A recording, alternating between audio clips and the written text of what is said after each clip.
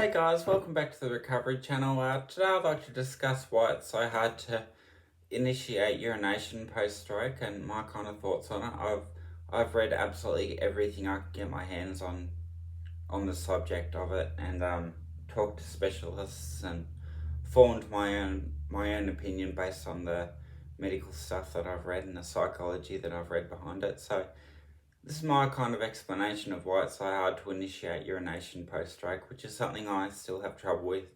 7.5 years post-stroke, it can take me up to half an hour to start to wee. It's really annoying. It's just really annoying. So if you've had what I've termed a garden variety stroke, which comprises of about 75% of strokes, there are ischemic strokes, which are lodged in the middle cerebral artery, giving you the face, arms and speech symptoms. You may have problems with initiating urination. It's usually problems with initiating urination, not incontinence. That's also a problem in stroke, but that's a separate issue, and I'll talk about that in a separate video. This is about initiating urination post-stroke. So to talk about urination initiation, I have to go back in time a little and talk about where it's held in the brain and kind of discuss the terminology behind it.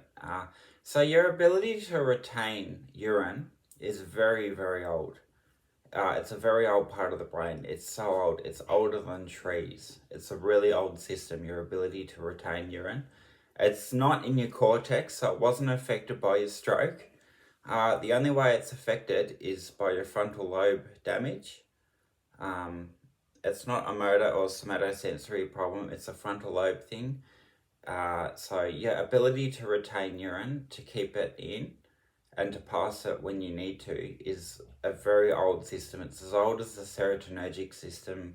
It's older than trees. It's a very old system, and it's well hidden and kept in your brainstem.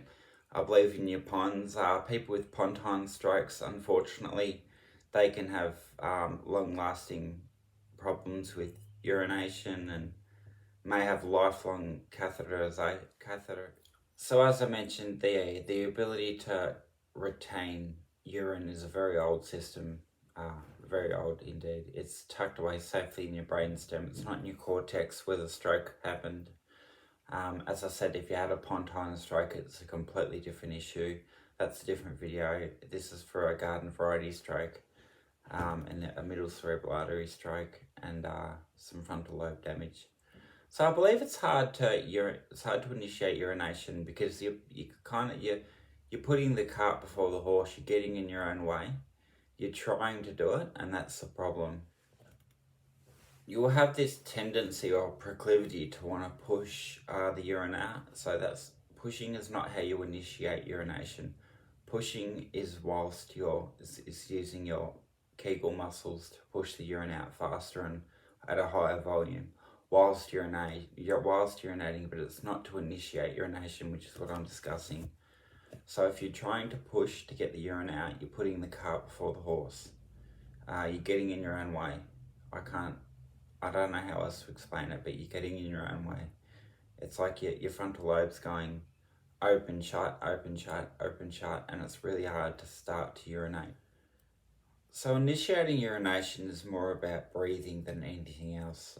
You'll find that when you're sitting on the toilet, you may have to sit down to wee. I find it tremendously difficult to stand up and urinate, so I always sit down. I'm not ashamed of it. I don't really care. It's just I can't stand up and urinate. It's just not possible. It's not on the cards for me. I have to sit down, and that's fine. There's nothing wrong with it. So when you're sitting down and trying to initiate urination, don't push. That's the last thing you want to do. Don't push. If you push, you'll never get it out. Focus on your breathing. Make sure you're not lost in thought.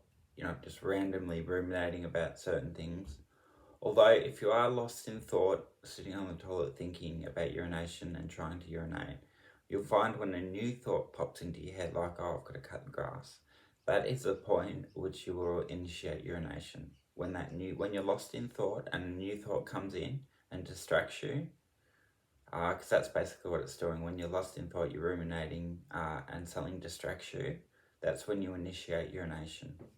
So that's as much as I know about initiating urination post-stroke. I hope it really helps, guys. Thanks, guys.